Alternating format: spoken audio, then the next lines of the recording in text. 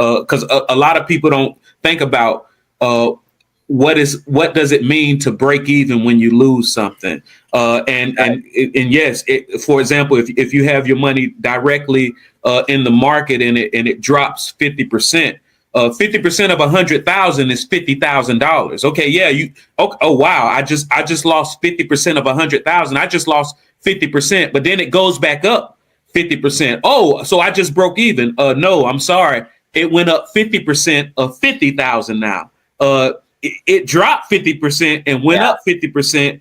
You think you broke even, but really and truly, you're actually down because you have to come back from that loss.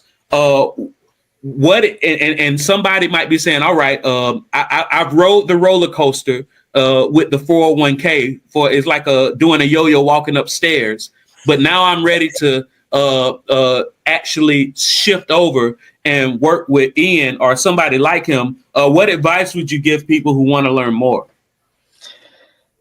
I'd say start with getting to know somebody who's in the business that can act as your advocate, and you have to like and trust them. That's the biggest thing. Again, I mentioned earlier, passive investing is about trust. And I know that maybe the gurus out there say, no, it's about property and data and what we're going to do and our game plan and how we execute. And I call BS on all that, because you can have a good plan, but if you're not working with good people, it'll never come to be. Same thing with business ideas and why sometimes they never take off. Incredible ideas. It would be a home run.